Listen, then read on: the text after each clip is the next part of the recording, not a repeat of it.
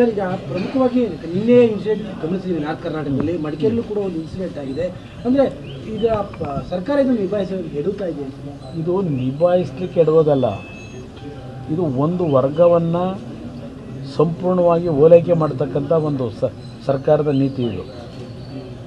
ಅದು ಒಂದು ವರ್ಗ ಓಲೈಸ್ಕೊಳ್ಳೋದು ಬೇರೆ.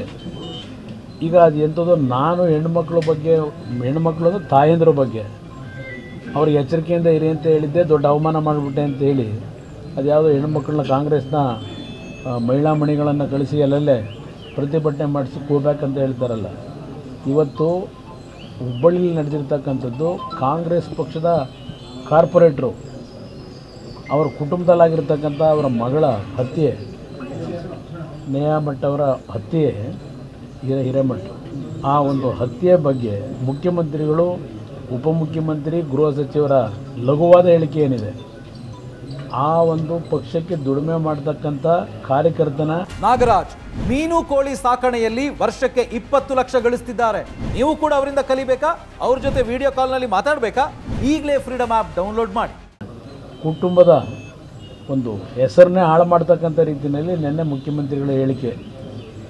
ಅದಷ್ಟೇ ಅಲ್ಲ, ಹಿಂದೂ ಸಮಾಜದ ಮಹಿಳೆಯರ ಬಗ್ಗೆ ಇವರು ಏನು ಗೌರವ ಇಟ್ಕೊಂಡಿದ್ದಾರೆ ಅನ್ನೋದನ್ನು ನಿನ್ನೆ ಪ್ರದರ್ಶನ ಮಾಡ್ಕೊಂಡಿದ್ದಾರೆ, ನಗ್ನ ಪ್ರದರ್ಶನ ಮಾಡಿದ್ದಾರೆ.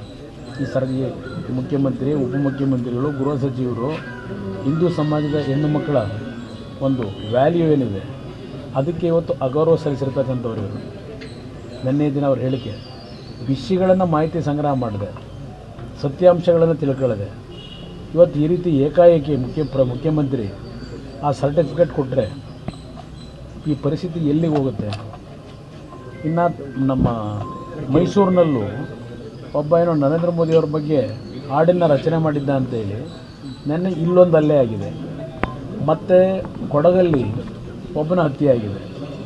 ಇದು ನಿರಂತರವಾಗಿ ಪ್ರಾರಂಭ ಆಯಿತು.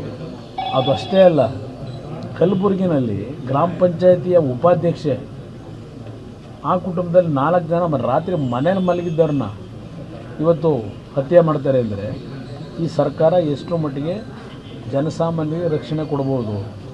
ಈ ಸರ್ಕಾರದ ಬಗ್ಗೆ ಜನಗಳಲ್ಲಿ ಯಾವ ಭಾವನೆ ಬರ್ಬೋದು? ಇದು ಇರತಕ್ಕಂಥ ಪ್ರಶ್ನೆ. ಹೋಮ್ ಮಿನಿಸ್ಟರ್ ನಿಮ್ಮ ಕಾಲದಲ್ಲಿ ನಡೆದಿಲ್ವಾ? ಅಂದರೆ ನನ್ನ ಕಾಲದಲ್ಲಂತೂ ಈ ರೀತಿ ನಡೆಯೋಕ್ಕೆ ಎಂದೂ ಅವಕಾಶ ಕೊಟ್ಟಿರಲಿಲ್ಲ. BJP ಇದು ಅದು ಆನ್ಸರ್ ಅಲ್ಲ. ನಾನು ಗೃಹ ಸಚಿವರಿಗೆ ಹೇಳ್ತೇನೆ, ನಿಮ್ಮ ಕಾಲದಲ್ಲಿ ನಡೆದಿರಲಿಲ್ವಾ ಅಂತ ಹೇಳಿ ಮಾತಾಡ್ತೀರಿ. ಅವ್ರು ಸರಿಯಾಗಿ ನಡೆಸ್ತಿಲ್ಲ ಅಂತಲೇ ತಾನೇ ನಿಮಗೆ ಕೊಟ್ಟಿರೋದು ಅಧಿಕಾರ ನಿಮಗೆ, ಅದಕ್ಕೋಸ್ಕರ ತಾನೇ ಸರಿಪಡಿಸಿ ಅಂತ ಹೇಳಿ ಅದನ್ನು ಕಾರಣ ತೋರಿಸ್ಕೊಂಡು ಇಲ್ಲಿ ಪ್ರತಿನಿತ್ಯ 5-10 ಹತ್ಯೆ ನೀವು ಟಿ ವಿಲಿ ಹಾಕ್ಬಿಟ್ಟು ನಾನು ಭಾಳ ಸಲ ಹೇಳಿದ್ದೇನೆ, ಬಹುಶಃ ವಿಧಾನಸಭೆಯಲ್ಲೂ ಹೇಳಿದೆ. ಹಿಂದೆ ಮಾಧ್ಯಮಗಳಲ್ಲಿ ರಾತ್ರಿ 10 ಗಂಟೆ ಮೇಲೆ ಮಕ್ಕಳು ಮಲಗೋದ ಮೇಲೆ ಕ್ರೈಮ್ ರಿಪೋರ್ಟ್ ಅಂತಲೇ ಏನೋ ತೋರಿಸೋದು. ಈಗ ಬೆಳಗ್ಗೆ 6 ಗಂಟೆಗೆ ಪ್ರಾರಂಭ ಆಗೋಯ್ತದೆ ಕ್ರೈಮ್ ರಿಪೋರ್ಟ್.